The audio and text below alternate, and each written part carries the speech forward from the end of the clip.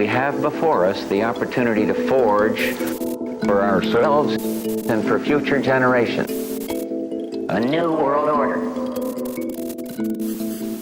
This is Multipolarity, charting the rise of the new multipolar world order. Coming up this week, it's an oil rush. Fill your boots, fellas. America is releasing its strategic petroleum reserves, ostensibly to see down Iranian pressure. Good news for voters, great news for foreign countries who want to sponge off the US teat. But in its ducking and diving haste, has the Trump administration inadvertently drunk its own milkshake? Then, in the second half of the two-parter, we're digging into the brewing Ukrainian-Polish conflict. At the earliest days of the Ukraine war, around 2014, their parliament passed a series of laws which granted official veteran status to a couple of Second World War military groups who had, shall we say, colourful pasts. Now, just recently, the Polish president withdrew the Polish White Eagle decoration from President Zelenskyy after Ukraine named an elite special unit after one such. Hundreds of hatchets were buried after communism, but now, despite the shock of the war, old animosities are bubbling to the surface, and with them, the facade of a united Europe begins to crack. But first, slipping and sliding. So this week, there's been a lot of discussion online about the oil price. Now, we did address the oil price briefly in the paywalled episode last week, but I think enough has happened that we should continue to keep on this story.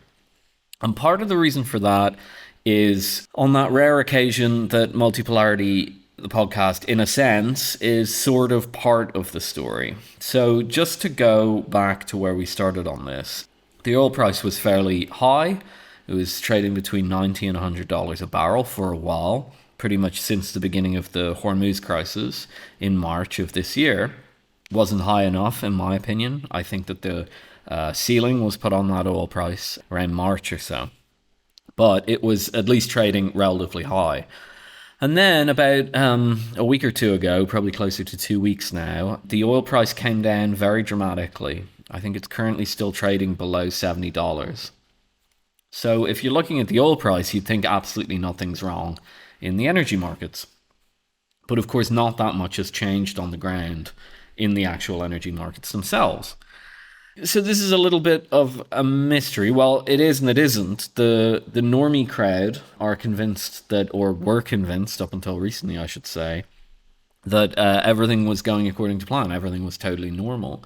Bizarrely, the energy markets press, especially Bloomberg, was guilty of this. I won't name the journalist because I actually quite like his stuff on energy, usually, the main Bloomberg energy correspondent, although I will certainly be treating it with a grain of salt after this little debacle, and I don't think I'll be the only one. But energy journalists, led by the energy specialist journalists in the financial publications, have been coming out and telling people, I think it's just straight up untruths. I think stuff that is disproved by very basic looks at the data. I don't think this is differences of interpretation. I think I don't want to say it's lying. I think that will be a bit far, but it's narrative pushing. It is narrative pushing, and it feels like activism of some sort to me. And of course, there's a lot of rumors that the Trump administration has put a lot of pressure on the American publications in particular to put this narrative out there. And so the oil price has fallen down below $70 a barrel, yet at the same time, nothing else makes sense. So for one, I checked recently, and the IEA, that's basically the official US government forecasting institute and energy data analytics institute, is saying that we've lost 1.3 billion barrels from the Hormuz crisis. Now, for what it's worth, I think this is a low-end estimate. I looked briefly into their methodology, and they really are on the, they're trying to be as optimistic as possible, is my sense. So I think we'd be safe to say that we've lost between 1.3 and maybe 2.3 billion barrels of oil. For what it's worth, for example, the Special Petroleum Reserve, the American entire petroleum reserve, is about 350 million at the moment. Chinese one's about 1.3 billion. So we've at least lost on the global market the equivalent of China's gigantic oil reserve, right? So that's weird. Why are markets not pricing that in? I mean, even if you think that, things have gotten better in the oil market or whatever, you're going to have to refill those reserves, right? So that lost oil in those reserves is future demand for oil. Maybe not immediate, but pretty soon after. So that's anomaly number one. Anomaly number two is that diesel and petrol prices, or diesel and gasoline prices, as the Americans call it, are not coming down. They dropped a little bit when the oil futures tanked on the Brent spot price, but they haven't come down that much. And the reason for this basically is that the refiners are still basically charging the same price as they were before the decline in the oil price for refined products. And this shows up in what's called the crack spread. And the crack spread is basically the amount of money that the refiners make from 2 barrels of gasoline, 1 barrel of diesel, relative to 3 barrels of oil. That's basically the basic refined product that you get out of them. It's an estimate, but it's pretty close to reality. And so if the oil price is $50 and you get $100, $50 per barrel, and you get $100 for each on average for the gasoline, the second tank of gasoline, and the diesel, then your crack spread is 50. You see it's on top. So it's just a gross margin, or whatever you want to call it. Now, the thing is, crack spreads usually go up when energy prices go up, and they usually go down when energy prices go down. Makes sense. They also never really diverge by the amount we're currently seeing. The crack spread now is almost the same size. It's almost at the same price as an actual barrel of oil. So for some reason, the refiners are basically charging a barrel of oil and a barrel of oil again for refined products. And no one really knows why. So how is Multipolarity, the podcast, somewhat entangled in this? Basically, there was a very limited number of voices out there calling this out last week. That's changed slightly this week. I think the mood has changed because things have actually got a bit absurd. We can talk about that later. Ships were hit today, day of recording Tuesday. There were 4 ships hit. We'll get back to the situation in the Strait in a minute. It's important, but I don't think it's determinate. Last week, there was almost nobody talking about this.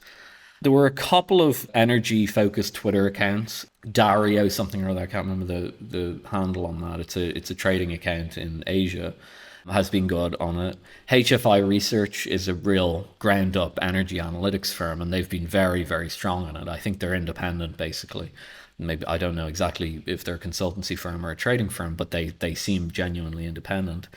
But they weren't even getting that much amplification. And the main figure that was actually amplifying this message was Mario Nawfal, the guy with basically the biggest show on X, the biggest live discussion show or semi-live discussion show on X. So I've been going on Mario's show. In fact, I think I'm on tomorrow as well, trying to summarize these issues. Other people have too been going on his show. Stephen Hanke, the relatively famous economist, I'd say, from Johns Hopkins, has been saying it's completely delusional. He's been having Jeff Curry on, who's a very experienced energy markets trader, and I think Jeff probably knows it's a bit weird, but you are kind of taught as a trader to trust the markets, and so they're not as inclined to say so. So what's going on? Well, I think I'm not the only one who's noticed something weird is going on. That's not to say everyone's noticed something weird's going on. Last week, the vast majority of people were not recognizing that something seriously weird was going on in the energy markets.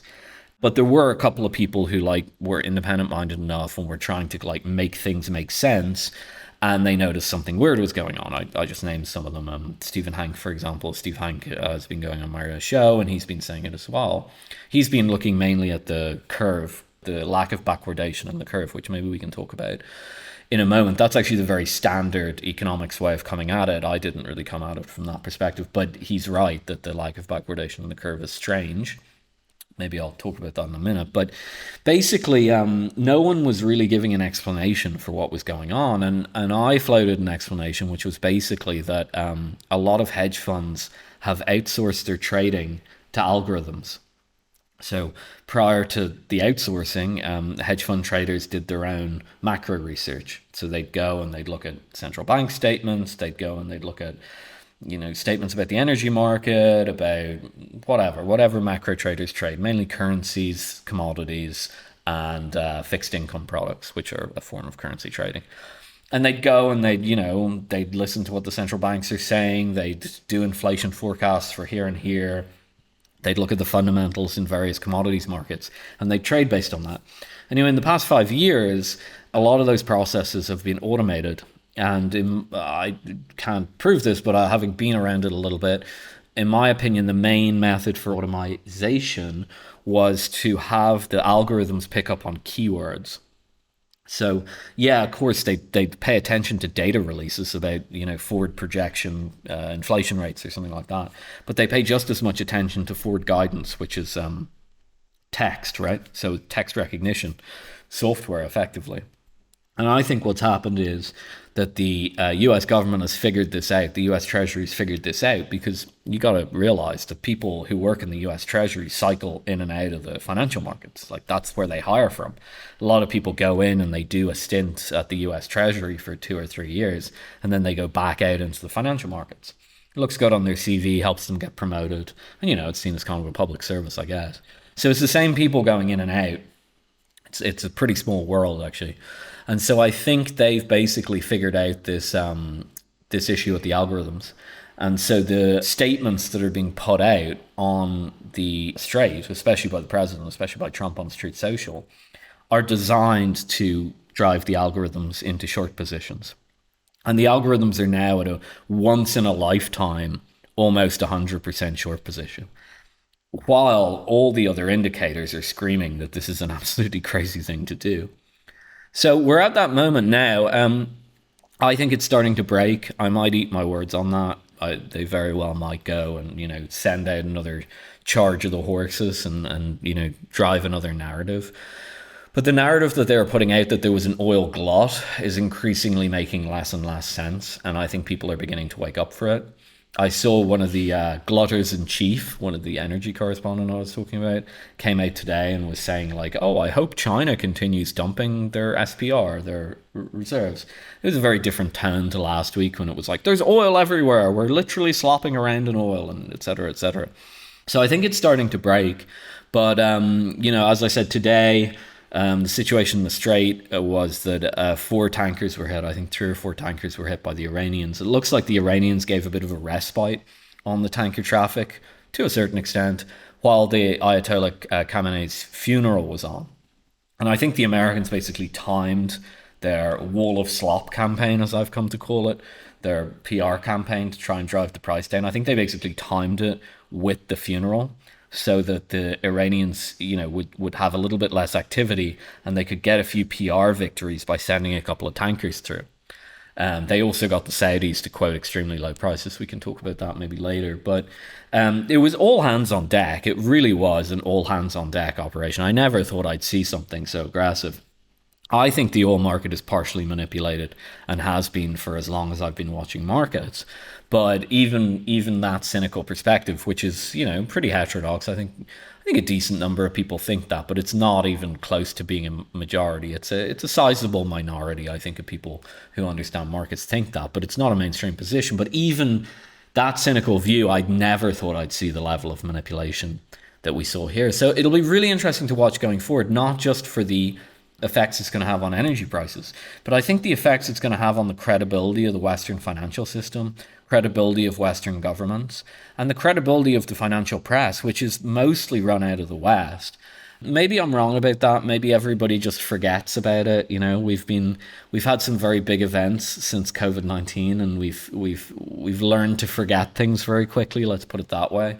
But I think these things build over time, and I think the damage that this slopperation, you might call it, has done to the credibility of Western financial markets and the Western financial press are pretty profound. And if I'm right, and it breaks pretty soon, in the next couple of weeks, what was it for?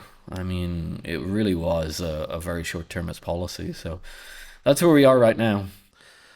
What's interesting about this is that as you say, the actual indicators are showing that there is no such glut. I mean, the US Strategic Petroleum Reserve, I think you might have mentioned the exact number, but that fell by 6.2 million barrels this week, right?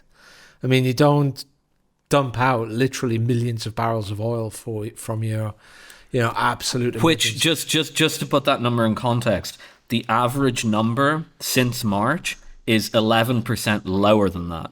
So the dump this week was 11% more than the average dump since March. So they're accelerating the dumping. Right, exactly. And we're now getting perilously close to the point at which the huge salt caverns in which this oil is kept will start crumbling, because they need the pressure of a certain amount of oil inside them in order to maintain their structural integrity. That hits when they reach about 150 million barrels of oil, depending on how it goes exactly. So they will reach a point where, and before there's physically 0 barrels of oil in reserve, quite a long way before that, where they physically can't do anything else. In addition to that, as you hinted, Philip, what's helped balance the international oil market has been mainly China. What China's done is it's reduced its imports by 25%. Now, if people had been reading the Multipolarity Brief, our weekly overview of geostrategic events on Substack, they would have realized as far back as April that the Chinese had plenty of room with which to jig around its energy mix and to stop importing enough oil. They had plenty of room to survive without that oil, which goes through the Strait of Hormuz, whether it be Iranian, Saudi, Qatari, or Emirati. We wrote extensively about this in April because we were dismayed by the narrative that was going on, whereby people were arguing that the Iran war was secretly about cutting off China from Hormuz because China was uniquely vulnerable to that choke point. No, no, that's not what it's about, because China is not uniquely vulnerable. It's been literally planning on this for 25 years now, for almost a quarter of a century. It has realized that it had a vulnerability there, and it has been planning and taking steps to make sure that it's not vulnerable. And we said that because of those steps it had taken, and we listed the reasons extensively, it would be able to cut its imports of oil overall. And by doing that, it would be able to survive without much of an economic hit at all for upwards of a year or years. And indeed, that has in fact happened. It just slashed its oil imports by 25%. That went a long way if you read people like Javier Blas, who you mentioned earlier in your introduction to this piece. Javier Blas has been very clear and said that it was China what helped us, right? Like, they cut their oil imports. They decided, no, we're not paying those prices. And however they did it, I don't think it's just taking their reserves. Certainly if it is reserves, it's commercial rather than governmental reserves. I think the governmental reserves have been largely untouched. And that's helped balance the market. But eventually the Chinese are going to return. They're going to look at prices at $70 a barrel, $68 a barrel, and go, okay, let's pile back in, right? And what happens when that happens, right? The price will shoot up again. Look, I think the only thing I would say to this, the only defense I would say to this, Philip, is that let's imagine a scenario in which the Strait of Hormuz had opened instantly upon the signing of the Islamabad Memorandum of Understanding, and it had returned instantly to its full capacity. Well, in that scenario, we would still be talking about 4 or 5 weeks as a minimum before that oil started entering the market, because of course it doesn't, we're not in Star Trek world here. We can't just transport millions of barrels of oil from the Strait of Hormuz instantly into refineries in North America and Europe. It has to travel by tanker, and the tankers take weeks. These things don't move quickly. They're not passenger jetliners. These are things that might be a quarter of a mile long. They take longer than the average Martin Scorsese film just to turn around. So we need to understand that there was always likely to be some draw from the strategic petroleum reserves. And that is not, I think, what you and I are complaining about. The problem is the narrative that there's a glut now. well, where does this glut emerge from? Have they literally managed to transport? I mean, even if it was true that the strait is open, which it's not. Look at the numbers. It's like what, a fifth at absolute peak. It's been a fifth of normal traffic, right? So, it's nowhere near back to being where it was. You've got to replace all of these barrels of oil that have disappeared, and you can't just transport it immediately. It takes literally weeks to get there, even if it is reopened. So I don't understand where this story of a glut is coming from. And it actually concerns me, Philip, because, okay, you and I can get into exposing how the media is having us on again, right? It's like another Russiagate. It's another lab leak. It's another weapons of mass destruction, okay? It's like yet another one of these instances where the media is just humiliating itself by following sheep-like a narrative that makes absolutely no sense whatsoever if you actually look into that. Great, well done. Multipolarity's pointed that out, okay, which is a useful service. But I think there's something more at play, and that is that futures markets, although they're famous for speculation and setting benchmark prices and all that, the second point is that in setting benchmark prices, they allow market participants, i.e. the people who sell oil, the people who buy oil, the people who refine oil, the people whose business is reliant on oil at some stage, like logistics companies, they allow those sorts of actors within economies to discover the true price of something in an easy and transparent way. And by doing that, make business decisions that are going to affect us all.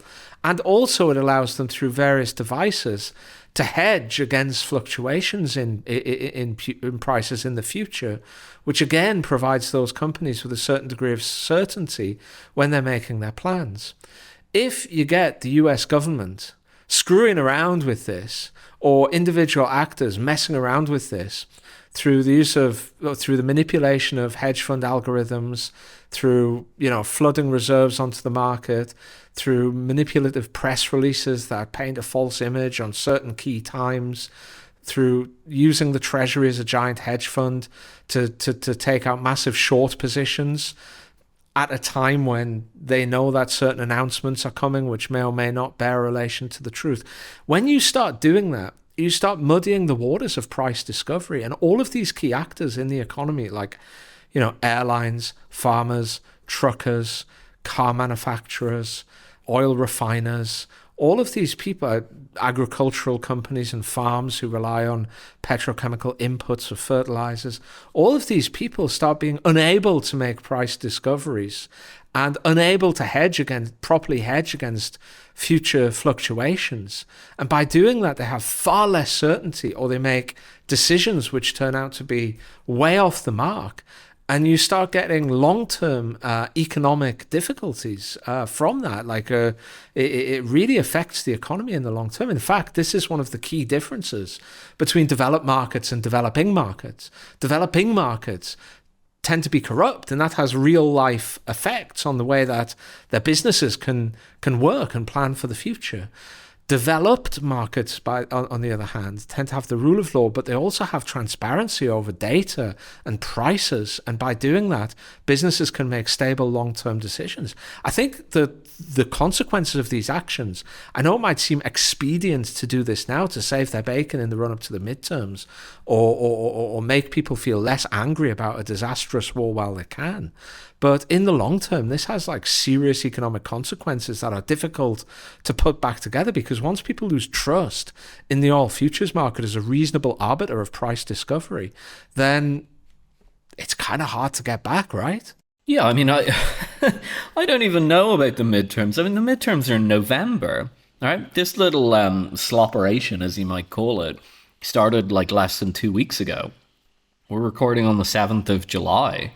We're months out from the midterms. Did they really think that they could continue this on until November? The timing of it seems weird. I think the White House is in chaos, actually, over the Iran war. I think it's dictated by Trump seeing something on Fox News and saying the gas prices are too high, get them down. And Philip, I'm sorry to interrupt there, but do you not think, again, I'm very sorry to interrupt, but do you not think it's a case of extend and pretend. It's like it's on like a day-to-day basis.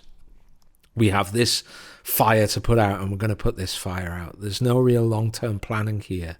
It's just running around like headless chickens trying to deal with one crisis after another. I mean, do you not think it smacks of that very much? I think there's a difference between headless chickens and extend and pretend. Extend and pretend usually has a plan, you know? Like back in the old days of extend and pretend on the debt problems in the EU, which I guess are kind of still going on, you get the ECB to backstop like the pigs countries or whatever. It wasn't actually all the pigs company countries, but, you know, say Italy or France now these days. And, you know, you extend and pretend, but like you have a time horizon on that. You know, you have what you might call a strategic time horizon of, you know, I don't know, 10, 15 years. Maybe we'll sort something out in the interim. I'll be gone, you'll be gone, you know, that old phrase and all that. But yeah, running around like headless chickens, different thing. And I think what generates this is the Trump style of government. I think basically he's king of the castle. He's king of court in those cabinet briefing rooms or those White House. I don't know. They don't call it cabinet there, or do they? I can never decide. And I think basically it's kind of like Fox News, you know, chyrons or whatever. And then it's like, oh, the gas price is too high. We got to get it down. I wouldn't be surprised if it was like, we got to get it down for the 4th of July. Like, you know, it's the 250th anniversary of America, which was not talked about as much as you thought it would have been. The Ayatollah's funeral seemed to eclipse it, just putting that out there. But, you know, you're on the 250th anniversary, 4th of July is coming. America's all about guns, burgers, and cheap gasoline. And you say, we need to get the price of gas down, and then they go all hands on deck, and they basically, like, show their hand in July when they should be, I guess, in theory, showing it in October. So there's that. I mean, the conceit that this could keep going till November seems pretty absurd to me. I'm open-minded that they can come out with some new salvo and like upgrade from like a machine gun to a rocket launcher. I mean, I was pretty surprised at the power of the machine gun. Maybe they have a rocket launcher hidden behind their back. We'll see, I guess. But the actual physical outcome of this, the actual factual outcome, beyond the stuff you said, like it interferes with price discovery, it makes planning very difficult. Yeah, it's all those things. It's like, I'm not actually personally opposed to some price controls that are managed properly, but these are like chaotic price controls. These make no sense. They're price controls without any rationing behind them, and so it just makes absolutely no sense at all. There's no, if you put price controls in place, you need a central planner to check that there's sufficient stocks, and if there isn't sufficient stocks, you ration those stocks. Okay, that's how you do price controls. You can do them, but they'll either result in rationing, or you manage the stock buildup, which also works. You can have continuous supply in a price control environment. I was in Turkey a few months ago. They have price control shops for poor people. They're never out of butter because they make sure that there's enough butter. Okay, so there's ways of doing price controls. These are chaotic price controls. There's no planning of supply behind them. And what this has actually resulted in is the United States is beginning to subsidize the oil prices of other people. So remember, the gas price hasn't come down. The price of the pump hasn't come down, or if it has, it's come down less than 10%, right? The refinery price selling the goods to the petrol pump has not come down, to the gas pump, to the gas station. That hasn't come down. The crack spread has just blown out. Now, whether that's it's gasoline is, or oil is not being bought at the price being quoted, whether it means that there are other frictions in the market, I don't know. I don't think we're going to know that for a long time. We may never know that. But the result is the same. The refined product is not coming down in price. So the guy who is firing off his guns and eating his burgers on July the 4th, he doesn't care. He doesn't read the Wall Street Journal, so he doesn't care about this operation that was undertaken. It was only traders. It was a purely kind of like echo chamber thing. But what it does do is it means that those barrels that are coming out of the SPR in America, 6.1 million or 6.4 million or whatever it was he said, they're open to be bought on the market. It's an open market. And what you're seeing is already this week, we saw reports at the beginning of the week that India and now Germany are starting to rebuild their strategic reserves. The whole oil market is fungible, so you may as well think that the Americans have artificially driven the price down and then released supply at that price onto the market. They may as well be sending their reserves to Germany. or to India. That's what they're doing. The Americans have taken out a giant short position on oil in a limited market, and they're dumping physical reserves into that. They're giving it away. They're just giving it away. This is the stupidest thing I've ever seen in my life. And, the guys at the Treasury may think that they're geniuses for figuring out how to hack the algorithms and manipulate the markets. Okay, guys, very clever. We get it. Now zoom out. You're giving free oil to people, or you're giving massively discounted oil to people at a time of an energy crisis. That's the stupidest thing anyone's ever done in economic policy, and I don't know. It has no rationale to it. It's completely ridiculous. I mean, if I'm German, I'm happy. Thank you. Thank you, America. You must have had a great 4th of July. You must have had many good burgers and shot loads of guns because you're giving us basically free diesel. And the Indians are just licking their lips as well. And soon, as you said, the Chinese will think the same thing. They'll say, okay, $68 a barrel, SPR is being released. We'll take a bit of that. So it's going to cause chaos in the long term. We're going to have some sort of a snapback on this. It's like an elastic band or something like that. It's inevitable. I mean, unless like the laws of supply and demand have completely broken down because the Treasury is being run like a hedge fund or whatever. Okay, maybe, I don't know, anything can happen, I guess. But my guess is that it's going to snap back. And the snap back is going to be, we're going to be coming up to November. And as you say, the SPR is just going to have run out. Meanwhile, the price of gasoline will still be high. It won't even be impacting that because of this problem with refiners' margins, which we don't fully understand, but seems to have to do with the dysfunction in the markets. So where's the win? The win is literally the headlines. The win is literally the Treasury going into that briefing room with the journalists and them all kind of like, I could use a rude term, but them all congratulating each other. Okay, that is what it is. And then we'll go, whoa, you guys are so powerful. You're like magic. You can drive down these prices. It's so impressive. It's like, that's what you're getting. It's like ridiculous. It's the most nonsensical thing I've ever seen. So we'll see how long it takes to pass. I mean, maybe they have, as I said, maybe they've deployed the machine gun and they have a bazooka behind their back as well. We'll see. But no matter how long it goes on for, the longer it goes on for, the more damage it does, especially to the United States. That's my sense. Yeah, I mean, what happens, Philip, at the point where we get very close to the end of the Strategic Petroleum Reserve, this so-called oil glut isn't coming back onto the market, and the Iranians suddenly have much more leverage over the US in the negotiations. And at that very point, the Chinese go, maybe now might be a good time to start piling back into the marketplace and gobbling up every spare barrel that we can, because, we've got like $4 trillion worth of reserves, or however much they've got. They've got, Germany's GDP in their treasury. So, now might be a good time to spend a little bit of that and start refilling all of our reserves and subsidizing people to do so. And, if that puts a huge amount of pressure on Donald Trump in the run-up to the midterms, well, so be it. I mean, maybe we can then talk to him about Taiwan or something like that, right? I mean, what happens at that stage? Aren't they leaving themselves extremely vulnerable to that kind of state action? Yeah, I mean, I said it on Twitter the other day. This is real end of empire stuff. And this is a lot of people thinking that they're too clever by half. The tricks that you can pull off, on a hedge fund portfolio, you can use to manage an economy. I mean, you couldn't really have a more perfect encapsulation of the beginning of the end of the Wall Street model, could you? Spit and Polish. Well, the diplomatic spat between Poland and Ukraine has continued to escalate this week. I think it's worth going back a little bit and talking about the history of this conflict between Poland and Ukraine, because the history is the main part of it. It's based on the actions of the Ukrainian Insurgent Army, also known as the UPA, and the Organization of Ukrainian Nationalists, known as the OUN, and specifically that faction of the Organization of Ukrainian Nationalists, known as the OUN-B. B because it was led by Stepan Bandera, who many people will realize was, having followed the news over the last 4 years, as a Ukrainian national hero, or held as a national hero by some Ukrainians, I should say.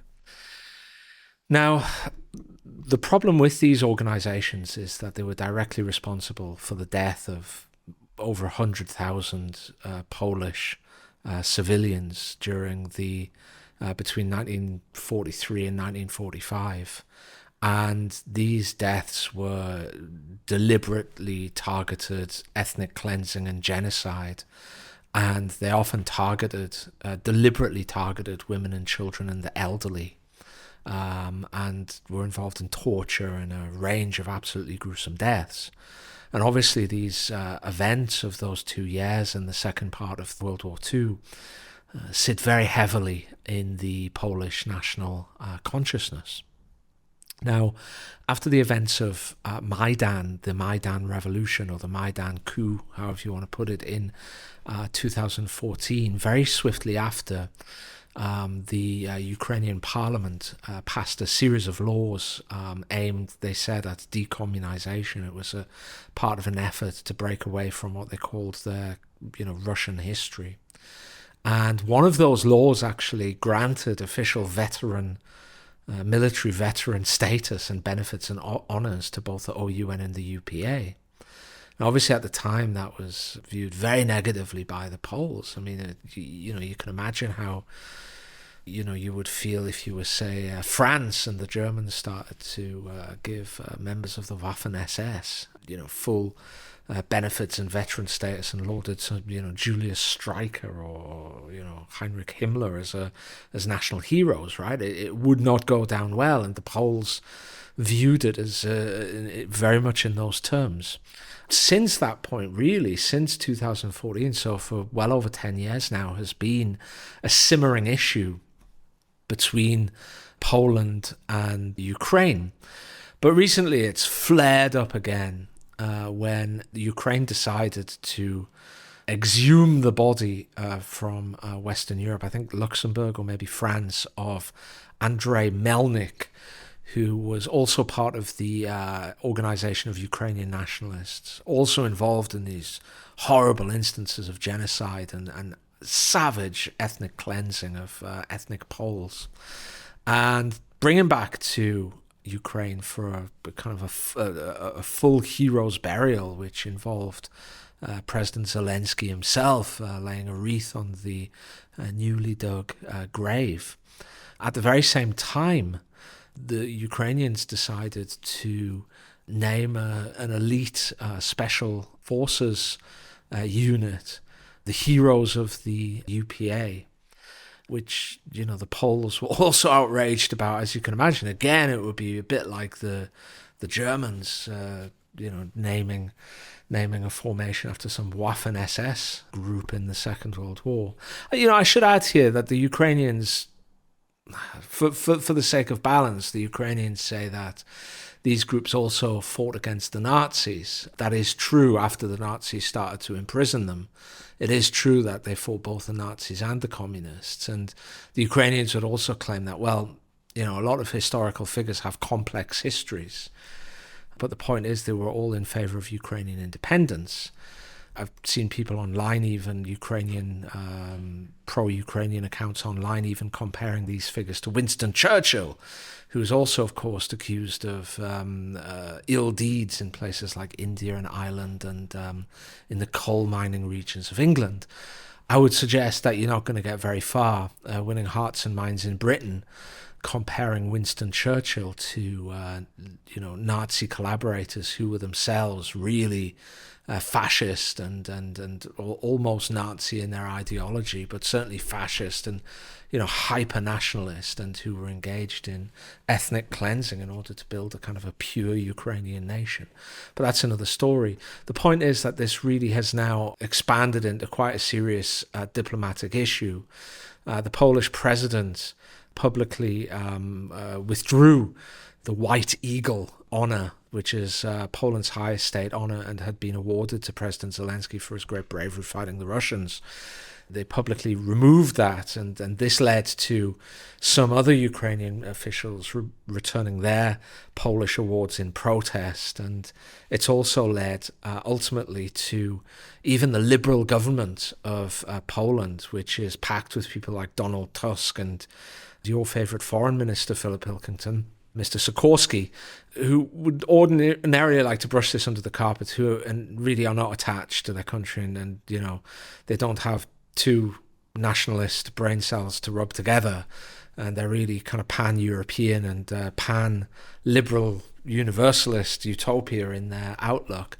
Even they have now been forced to harden their views because the Polish nationalists are making hay with this. There are parliamentary elections next year, which will lead to the selection of a prime minister. And there is also the issue that Poland has a tremendous number of Ukrainian refugees, obviously because of its geographical location bordering Ukraine, but also because Poland also had a couple of million Ukrainian guest workers working in the country before the war in Ukraine kicked off in 2022. So obviously it was a destination that Ukrainians knew and understood. And so Poland is housing a large number of refugees. And this, of course, is causing some issues, as large numbers of migrants always do, even if they're from culturally quite close areas. And if you also dig up and churn up, as this conflict is, the long-standing ethnic enmity between Poles and Ukrainians, and this really is long-standing. It goes back into the divisions of Poland and Lviv, the main city in the west of Ukraine, a UNESCO World Heritage Site. It's had so many names in the past. It's been Lvov when it was under Russian influence. It's been Lvov when it was under Polish. It's been Lemberg when it was under Austro-Hungarian. This is a place with a lot of ancient enmities. It's also quite new in terms of its status as an independent nation. Really until 1991, it was always part of one empire or the other, bar some little gaps in between. So you get all of these kind of ancient enmities being churned up at the moment. And while I don't think that it's going to lead to any break of Poland from the Western coalition, that's not going to happen. I think it's more a signal of what might happen in the future, especially now these countries don't have Viktor Orban to hide behind. When Orban was there, they could just blame him for everything that they were doing in terms of blocking, for instance, Ukrainian grain coming into Europe, for example, or blocking Ukraine's path toward EU accession, or slowing down aid to Ukraine. Now Orban's not there to hide behind, so all these countries have to do it, and that friction is starting to churn up some of these very ancient enmities. So I think this is a first sign of something to come, Philip Pilkington. Yeah, this kind of speaks to the contradiction of Poland these days. I'm in the region, obviously. I've been here for a few years. I have a complicated history of Poland, which I won't go into. But basically, Poland's issue is that they don't know whether they should hate the Germans or the Russians more.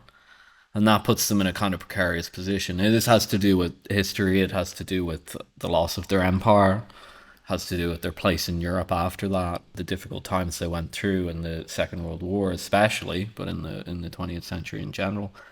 In theory, I'm kind of sympathetic to the Poles. No one can say Poland's a fake country. It's a real country. It's got a real language. It's got a complicated ethnic makeup, but it's definitely Catholic. It's not Orthodox. And so in that sense, it's even different from a country, for example, that is today quite anti-Russian, for example, like Romania, but it remains Orthodox. The issue in Poland is basically you can't hate both at the same time. It just doesn't work. Not unless Poland had their empire back. And it's a kind of a contradiction for the country. So if Poland still had its big intermarium, which some people in Poland fantasize about, but it's not realistic. Sorry if any Polish listeners think it is, but it's not, at least not in the next 50 years. If it had its big intermarium and its big empire, then yeah, maybe it would be the main power in Central Europe or something like that. But if it's not that, and it's the Poland of today, you're either going to be more sympathetic or you're going to be less hostile.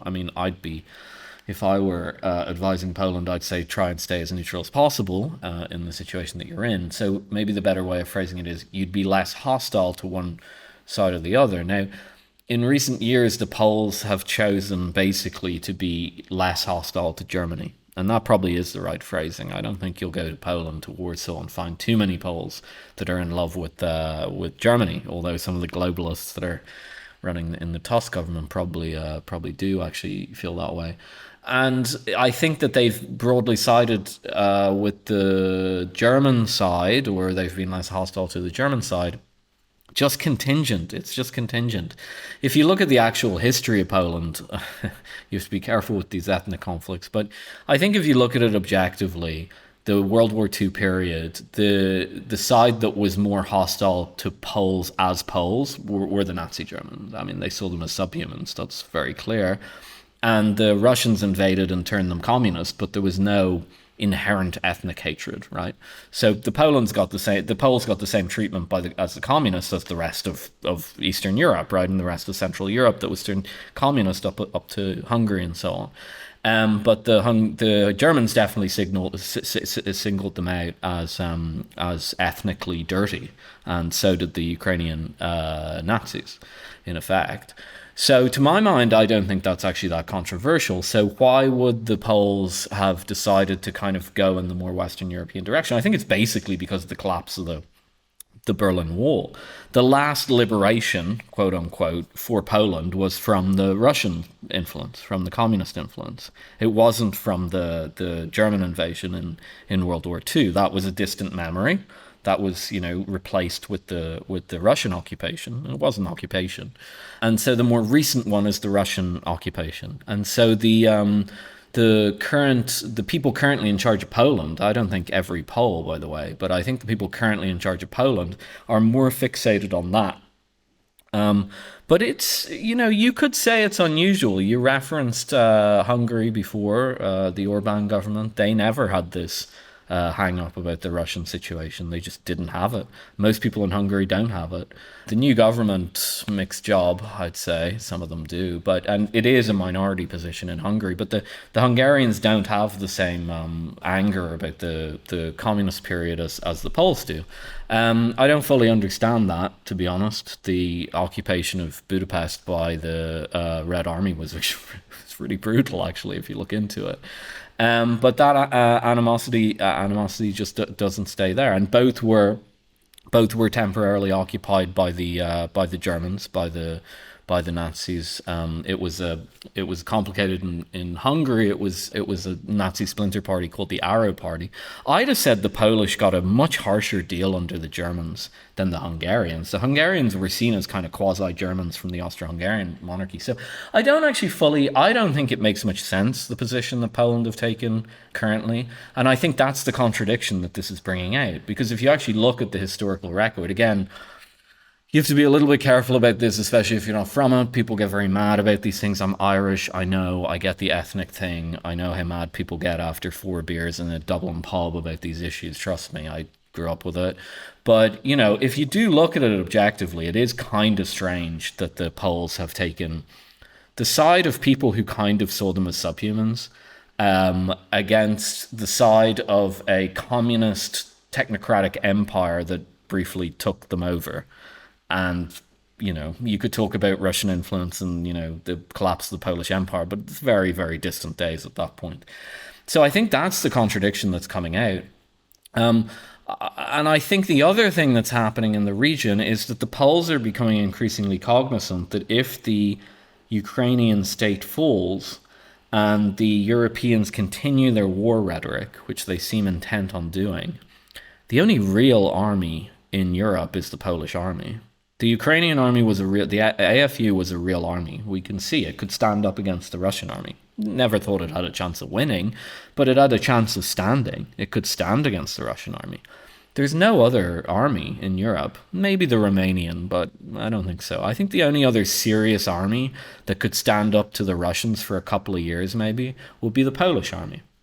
And I think the Poles are beginning to realize, I don't think it's even their leaders. I don't think it's Tusk or the glorified foreign minister that you talked about that was a rabid anti-communist from Oxford University. I don't think they care that much. I think that they have different designs, to be honest. But the average Pole, and I'd say the average person in the Polish state, as opposed to the Polish government, definitely the average Polish general or downward, are beginning to realize, are we going to allow ourselves to become a front in this war like Ukraine have? And I think there's still sufficient Polish nationalism to say, we're not getting involved in that. We can't. Now, that doesn't mean it won't happen. We don't know what's going to happen in this war. That's why it's such a dangerous war. And that's why it becomes ever more dangerous the closer Ukraine comes to falling apart. But so we don't know. There's no point in making a prediction. But I think the forces are now gathering in Poland to say, we can't go down that path. I hope they went out. Yeah, look, I think strategically, obviously Poland finds itself in a rather similar position to that which Germany found itself after unification in the second half of the 19th century and the first decade or two in the 20th century, where it's surrounded by it faces two other great powers and therefore faces a war on two fronts, in theory, right? Which is a nightmare for strategic planners. And what Poland did after the end of the Cold War was that it sought to ensure its final escape from the orbit of Russia by cleaving closely to the European Union, and specifically Germany. It allowed itself to be tied into the German economic machine through the European Union and also through its trade and infrastructure that linked it to Germany. But as Poland is now becoming more and more powerful, of course it's natural that it becomes less and less satisfied with that kind of subservient model. And when I say powerful, I mean, it's growing economically. We're always seeing graphs and charts in Britain that show in just a couple of years or just a few years, Poland's GDP per capita will be higher than Britain's. It's really growing through European subsidies and through especially integration into the German economic machine in those years of tremendous industrial growth in Germany. It's had great success, Poland. But as it grows economically and gets richer and that wealth translates into diplomatic and military power, it's obviously going to be less satisfied with that outcome or that situation. It's going to try and spread its wings a little bit. But the ultimate dilemma it faces is that it is indeed still squeezed between Germany and Russia. So what does it do? Well, the obvious thing to do would be somehow to try to construct something like the intermarium that you mentioned, which was, I think, an idea of Pilsudski. Am I pronouncing that right? Or anyway, the Polish. If you need my opinion on the pronunciation of Polish names, you're in trouble. It's a country that's always produced too much history and not enough vowels. Is the Poland, but he had an idea of essentially reconstructing the Polish-Lithuanian Commonwealth, this vast land empire stretching from central, essentially covering Europe's eastern approaches, through what he called the intermarium, which was to link the Baltic Sea with the Black Sea and the Adriatic Sea, and it would be centered on Poland. But also cover Western Ukraine, Romania, Hungary, Slovakia, Croatia, and these areas as well. So the sensible thing to do would be to seek to achieve something like that. And indeed, you did see some moves in that direction with like the Visegrad group of 4 nations, and there's also the 3 Seas infrastructure project that's seeking to get money from the US for funding north-south infrastructure instead of east-west infrastructure. But obviously that's not something that can happen very quickly, and in the meantime it's got to deal with its situation. There was an interesting article in Poland's one of Poland's conservative broadsheets recently that the geopolitical analyst Andrew Korybko brought up in one of his Substack articles. And the columnist said that both Germany and Ukraine are each Poland's closest allies diplomatically, but also their greatest rivals. Germany is ultimately going to vie with Poland for influence or leading influence within the European Union. The Polish nationalists' argument would be that Germany would be the rival of Poland for that position. And Ukraine, this is the really interesting thing that he said, Ukraine vies with Poland as being the most useful nation for dealing with Russia for the West. And by that he means America. And I've always thought that what Poland would seek to do is, in order to free themselves from Germany and Russia simultaneously, they would seek to involve the US. They would seek to make themselves very useful to the US. So they would run big current account deficits by building up their military, and to do that importing a lot of military hardware. But they would essentially export in return for that, not necessarily purely goods, but also geostrategic usefulness. And they would allow the US to draw down from Europe while having Poland as a kind of a barrier to prevent greater EU-Russian cooperation, because that would be a nightmare for the US if the Germans and Western Europe ever hooked up with the Russians in a concerted way. That could really block the US from re-entry into Europe. So Poland would be a kind of a diplomatic, but crucially also a physical barrier to further East-West relations. It would also be a very useful nation in containing Russia.